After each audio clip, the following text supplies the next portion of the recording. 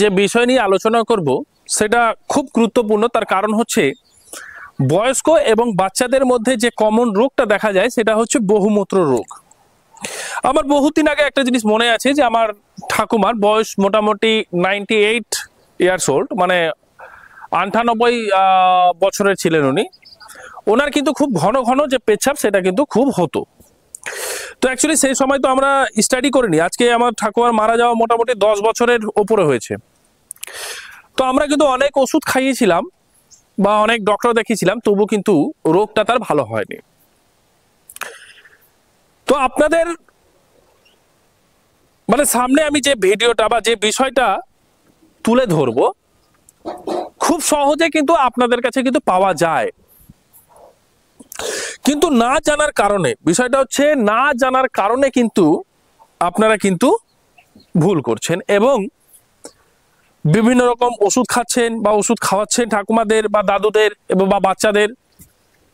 সেটা হচ্ছে যে ঘন ঘন যে পেচ্ছাপটা হচ্ছিল, মানে অ্যাকচুয়ালি বয়স্কদের এবং ছোটদের মধ্যে এই রোগটা কিন্তু সবচেয়ে বেশি দেখা যায়, মানে বহুমূত্র রোগ। তো বিষয়টা হচ্ছে যে স্যার এখানে কি বা এমন আছে যে আপনি বলছেন ভালো হয়ে যাবে, 100% ভালো হয়ে যাবে এবং ঘরোয়া উপায়ের মাধ্যমে কিন্তু ভালো হয়ে যাবে। ওষুধ আমাদের কাছে কিন্তু রয়েছে। তো আপনাদের মতো মনে হচ্ছে স্যার বলুন না, বলুন স্যার বলুন না, কি কি কি কি এমন ওষুধ রয়েছে? রয়েছে, আপনারা বাড়িতে খাচ্ছেন, সবজির মধ্যে দিয়ে খাচ্ছেন। কিন্তু কি বলেন স্যার আপনি?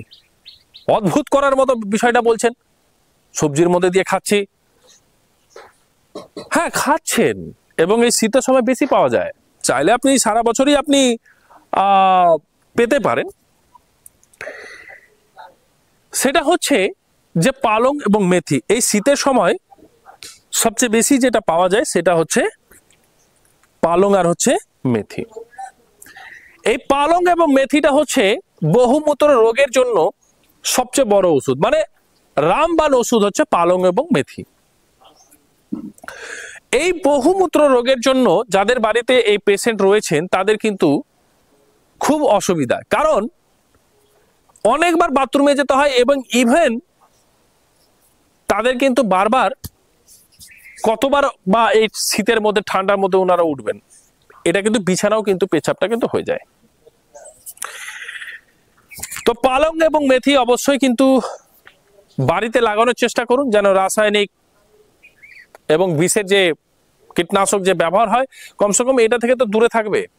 বাড়িতে ব্যবহার করুন, যেমন আমরা ব্যবহার করেছি এবং আমরা লাগিয়েছি বাড়িতে। আমরা কিন্তু পালং এবং মেথি কিন্তু লাগিয়েছি, আপনারা কিন্তু একদম দেখতে পাচ্ছেন এই যে পালং এবং মেথি। এটা কিন্তু যেটা আমি আপনাদেরকে বললাম যে রামবাণ ওষুধ কিন্তু এই পালং এবং মেথি। তো অবশ্যই বাড়িতে লাগান, যাদের হয়তো জায়গা নেই তারা টবে লাগান, বা সেটাও সম্ভব হচ্ছে না তাহলে আপনি বাজার থেকে কিনে নিয়ে আসুন, যেটা খুশি। তো এই পালং এবং মেথি কিন্তু বিশাল কিন্তু উপকার আপনার শরীরের জন্য, এবং যাদের এই রোগটা রয়েছে, যে এই যে সমস্যায় যারা ভুগছে বহুমূত্র রোগের, বিশেষ করে বয়স্কদের তো খুবই সমস্যা, বিশেষ করে বয়স্কদের খুবই সমস্যা। তো অবশ্যই ওনাদেরকে এই পালং এবং মেথিটাকে সবজি রূপে দিতে পারেন, রস হিসাবে দিতে পারেন, একদম সম্পূর্ণরূপে ওনাদের এই বহুমূত্র রোগ এই যে সমস্যাটা, এই সমস্যাটা কিন্তু চলে যাবে। আশা করি আমার কথা কিন্তু বুঝতে পেরেছেন। এবং বিশেষ করে আরেকটা জিনিস ভালোভাবে ধ্যান রাখবেন, মানে মন দিবেন, যে এই পালং এবং মেথি এই কারা খেতে পারবে না, এটাও একটা বিষয় আছে। কারণ আপনাদের যদি আমি এটা খুলে না বলি তা আপনারা বিষয়টাকে বুঝতে পারবেন না। কারণ যাদের পেটে পাথর রয়েছে বর্তমানে আছে, এটা না যে ছিল বলে তা বলে খেয়ে না, যাদের পাথর ছিল ভালো করে বুঝবেন কিন্তু বর্তমানে নেই তারা খেতে পারবে। কিন্তু বর্তমানে যাদের পেটে পাথর রয়েছে, সে গলব্লাডার স্টোন হোক বা কিডনিতে পাথর হোক, একদম খাওয়া যাবে না। আর দ্বিতীয়ত যাদের বাথরুমের বিশাল সমস্যা আছে, মানে সমস্যা বলতে যাদের বারবার পটি যেতে হচ্ছে, একবার দুবার তিনবার চারবার পাঁচবার, মানে একবার দুবার গেলে তো এটা নর্মাল, 3 বারের বেশি গেলে তাহলে কিন্তু এটা একটা সমস্যা, কিন্তু এটা একটা রোগে পরিণত হবে। যাদের বারবার ঘন ঘন যাদের পটি যেতে হয় তারা কিন্তু এই পালং এবং মেথি তারা কিন্তু খেতে পারবে না।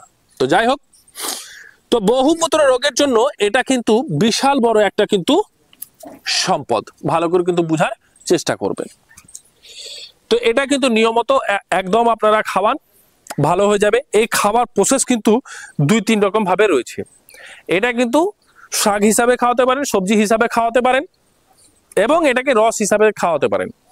কিন্তু যে বিষয়টা খুব ধ্যান দেওয়ার যে বিষয়টা সেটা হচ্ছে যে যদি এটাকে আপনি রস হিসাবে খাওয়াতে চান তাহলে এই দুটোকে কখনো একসাথে খাওয়াতে পারবেন না। হয় আপনি মেথিটাকে সকালে রস করে আপনি খাওয়ার 1 ঘন্টা পর খাবার খাবে, তার মানে মধ্যে খাবার খাওয়া যাবে না। এবং এই পালংকে সন্ধ্যাবেলা খাওয়ান, মানে রস হিসাবে খাওয়ানোর পরে 1 ঘন্টা পর্যন্ত কিছু খাওয়া যাবে না। বা এটাকে উল্টো করতে পারেন, সকালে পালং দিতে পারেন, সন্ধ্যাবেলা মেথি দিতে পারেন, বা মেথিকে সকালে দিতে পারেন, বা পালংকে আপনি সন্ধ্যায় দিতে পারেন, কোনো অসুবিধার ব্যাপার নেই।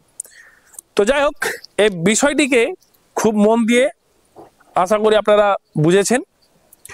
তো বিষয়টা হচ্ছে যে যাদের বাড়িতে এই পেশেন্ট রয়েছেন প্রত্যেকে আপনারা এই নিয়মটাকে ফলো করুন এবং এটাকে খাওয়ান।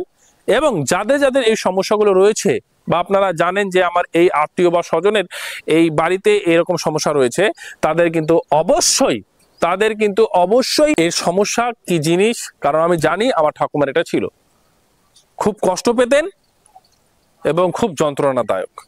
যাই হোক, তো ভালো থাকুন, সুস্থ থাকুন এবং সকলকে ভালো রাখুন, ভালো থাকবেন।